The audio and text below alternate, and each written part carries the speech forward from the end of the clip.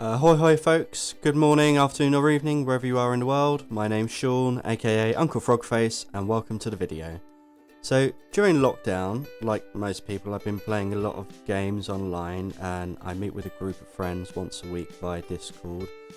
One of my favourite games that we've been playing is Gartic.io, which if you haven't heard of it, it's basically like digital Pictionary. A few weeks ago while we were playing, one of my friends, Hannah, was given the clue Rhino to draw for us.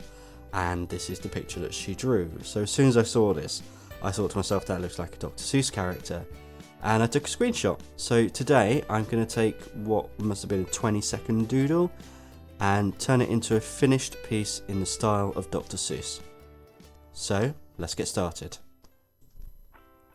So here I've taken the image into Procreate, and in a layer on top of that I'm just going in with a bit of a sketch to refine the design and turn it into a Seussian character. And while Dr Seuss had a very unique art style, it's nothing like my own, and it's not one that I'm really very familiar with. So I decided before I got started on this to just go onto Pinterest, have a look at some Dr Seuss artworks and make some sketches to try and identify some of the common elements that run through his work. Obviously you've got things like the shape of the landscape and the trees, the shape of the characters, these very scratchy stripes on things, and these lovely cartoon clouds which I were a lot of fun to just scribble in. And then very quickly we're already into inking, and this is the same Pascal ink brush that I used for my last piece on my sketch swap. If you haven't seen that video, you can check it out. It was the last video that I posted. And those of you who have already subscribed will know that I'm trying to upload a new video each week. So first of all, apologies for this one being a little bit late. And if you aren't subscribed, then now's the perfect time to do that while I'm doing this inking.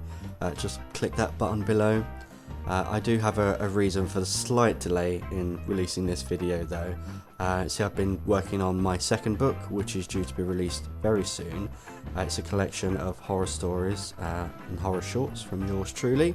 So I'm currently working on the cover design while it's in the last stages of editing. And actually, if you'd like to see what I do with the cover design, how I come up with that, let me know in the comments below and I can always make a video of that as well.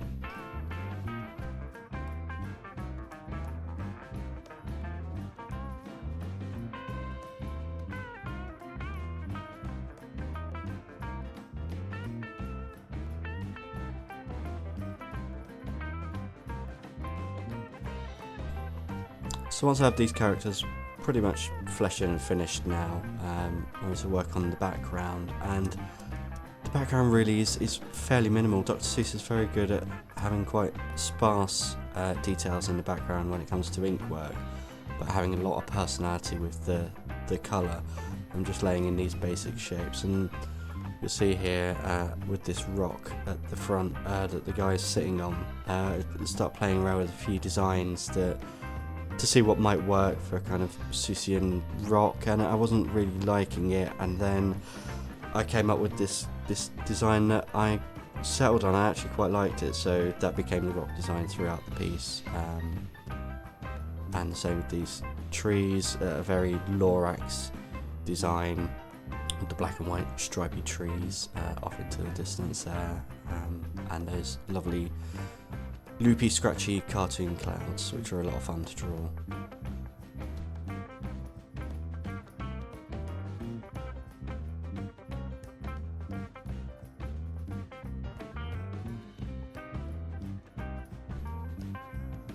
And then with this last tray, I think we're just about done with the inking and on to colour.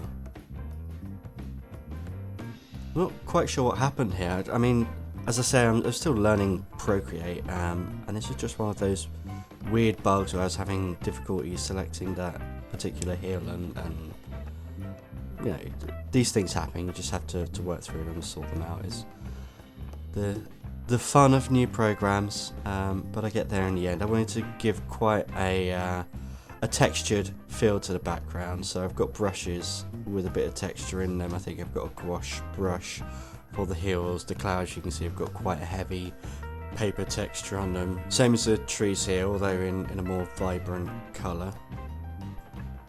And then I think when it came to the characters, I used a marker brush, which again let some of the background bleed through a little bit. Going in here, filling out the character in grey, and then using an alpha mask to go in and add the colours and the shadows.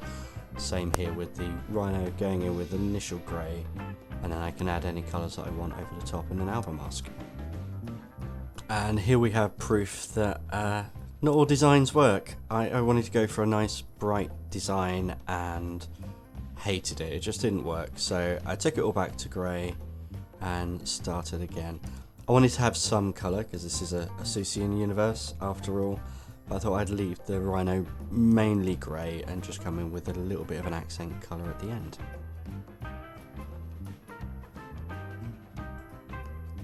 And as we start wrapping up here, I just want to remind you to hit like down below and subscribe if you haven't already. I'll leave links to my social media and to Hannah's as well.